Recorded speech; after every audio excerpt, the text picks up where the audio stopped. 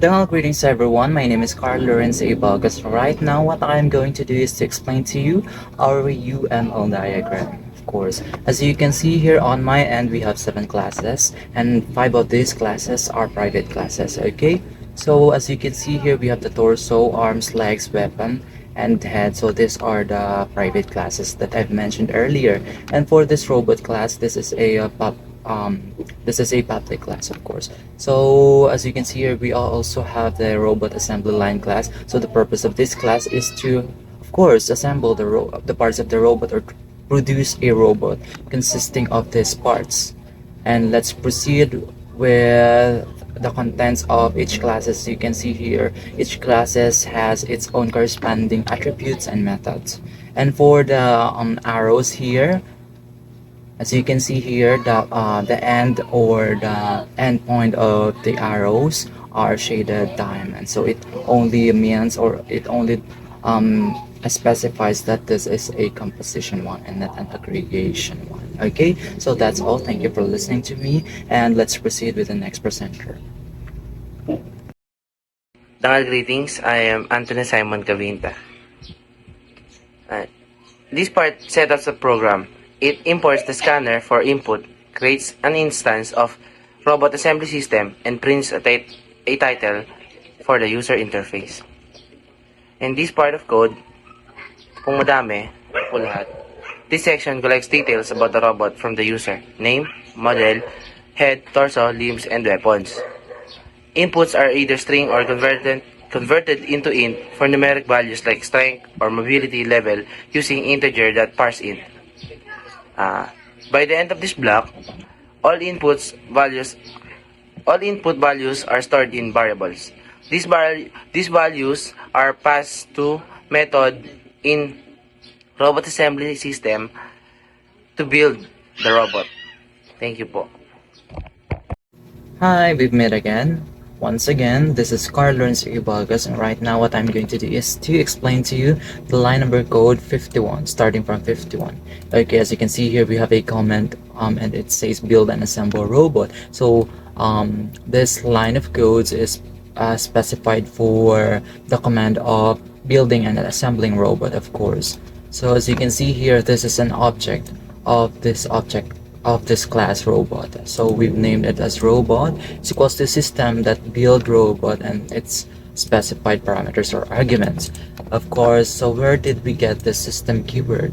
If we go back to the first line of codes, or first few line of codes, as we can see here, we have the robot assembly system, which came from the robot assembly system class, and we named it as system. It's equals to new assembly system, so that we can call or we can use the methods on this specific class.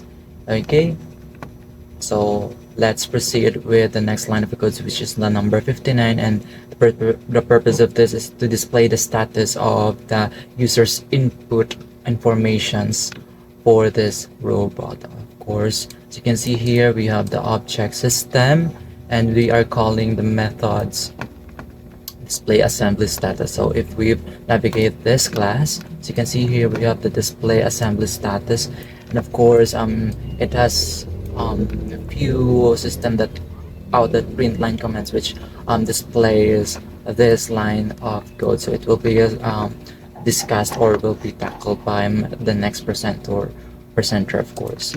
Okay, so let's proceed with the next line, which, as you can see here, we have the boolean data type variable, and we initialize it as true. And of course we have the while loop, so that whenever we satisfy the condition, it will keeps running. Okay, so this is just a menu, so for the users display, or for the users visual of menu. Okay, so the users can select either of these numbers, okay, from 1 to 6, and also in choice integer. Okay, so for this one, it is a command, so for the user's input condition. So whenever the user inputs a number between 1 to 6, it will trigger specific cases. So as you can see here, we have the switch cases for this one, and we have used the variable choice for a activation of specific cases. So we have the robot that power up. So we are calling the commands of a robot object, which is a power up. This one, as you can see here, yes, this is the methods for the power up. So it depends on the users which option she or he will be choosing on this options from 1 to 6. Okay, robots can environment break. So these cases have specific purposes and methods. Okay, so I will not be diving into it so deep. Okay, um from 1 to 4, so let's stop with that one. So the next presenter will be explaining the next case. Okay, so thank you for listening, and please listen to the next presenter. Thank you. Greetings everyone.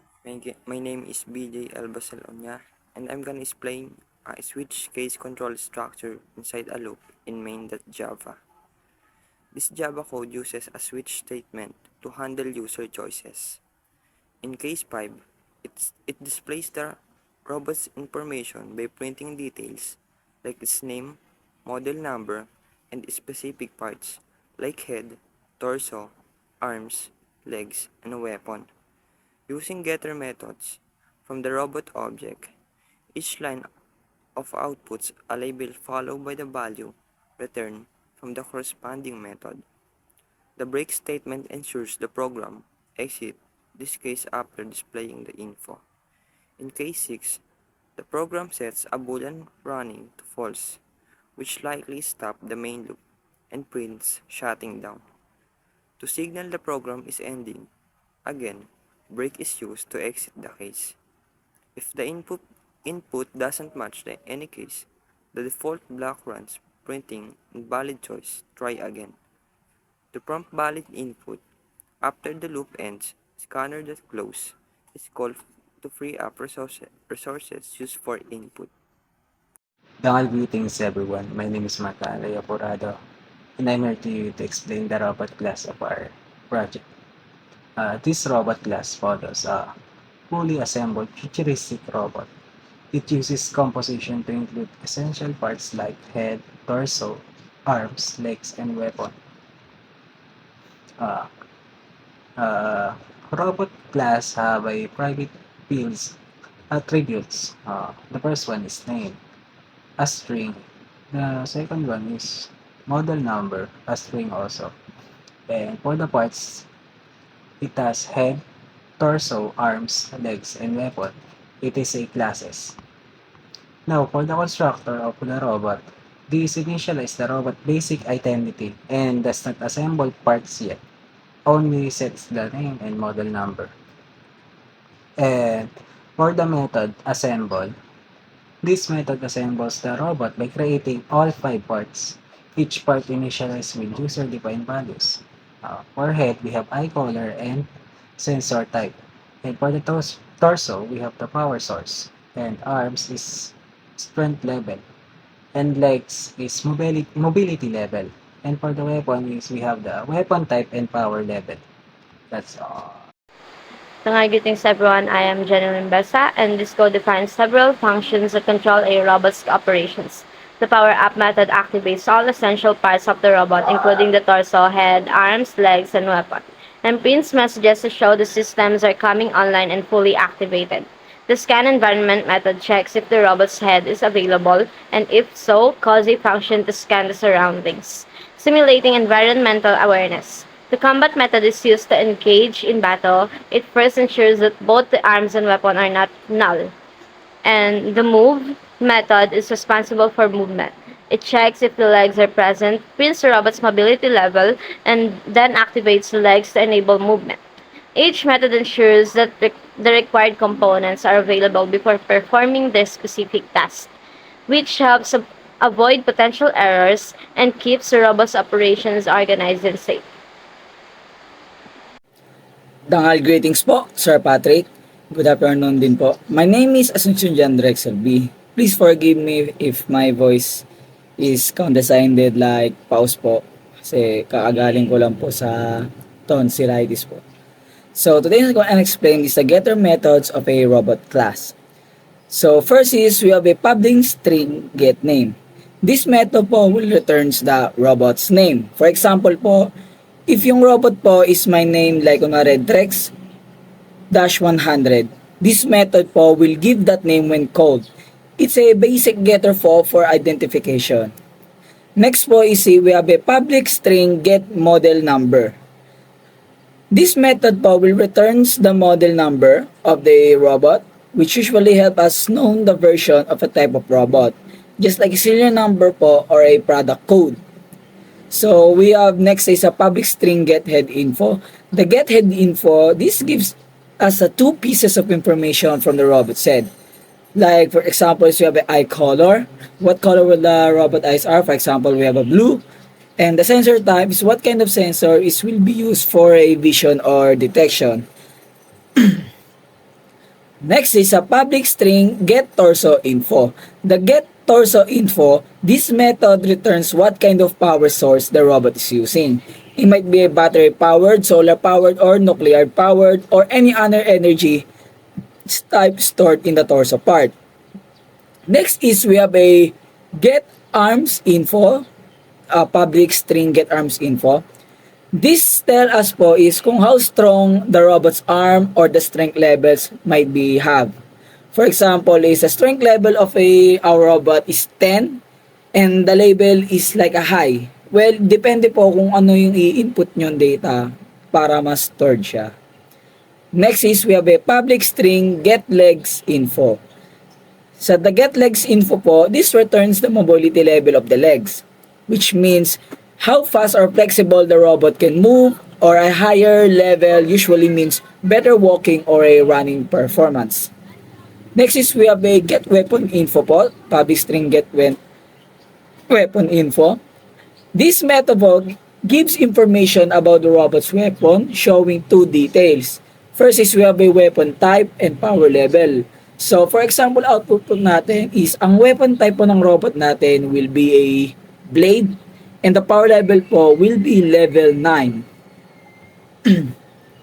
So to put things all summarized po sir, ang getter methods po natin dito sa robot class helps organize the robot's data clearly po. Instead of printing all the values manually, we just call those methods and get specific details. So it keeps the code clean, modular, and easier to manage, especially when dealing with complex objects like a robot with many parts po. Greetings, my name is Justin Michael Atloy, and the next that we will discuss is the private class head, which has a private string eye color, private string sensor type, and the constructor with the eye color and sensor type. It has also as a constructor activate, which displays when the head is activated and the sensors are online. It also has a structure scan area, which scans the area with the type of sensor the user is given it. The next is the private class torso, which is a private string power source and a constructor power source. It also has a constructor activate, which displays when the torso is powered by the power source and distributes the energy. Greetings, my name is Mark Denzel Anilas and today I will explain to you the ARMS class. This class has an attribute named strength level that determines the level of strength of the arm and have a constructor that assigns a value to the strength level and a activate method that informs the user that the ARMS is activated and shows the strength level of it. Activate method of the ARM class. This method will inform us that the arm part of the robot is activated and will provide a statement that also says the strength level of it. And now we're talking about the leg class.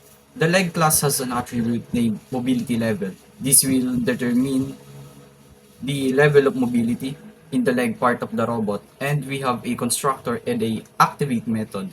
The method activate is the same as the arm class, but it prints the statement if the leg is activated and its mobility level. And lastly, the weapon class. It has two variables to hold the weapon type and the power level. It has a constructor to assign a value. And finally, the two method activate method A, the activate method prints the weapon type and the attack method prints the statement that the robot uses, the weapon equipped on it and its power level. Dangal greetings everyone, I'm Stephanie Diagio and I'm going to talk about the robot class assembly system. So the robot class assembly system class is designed to manage the creation and assembly of robots in an object-oriented Java application. It features two main methods, build robot and display assembly status. The build robot method takes several parameters related to the robot's identity and capabilities, such as name, model number, eye color, sensor type, power source, strength, mobility, weapon type, and weapon power level. It initializes a new robot object using the name and model number, then calls the assemble method on the robot to configure it with the remaining attributes. Once the robot is fully assembled, it returns the completed robot object. The display assembly status method simply prints a confirmation message to the console indicating that the robot has been successfully assembled and powered up, using its name and model number for identification. Thank you.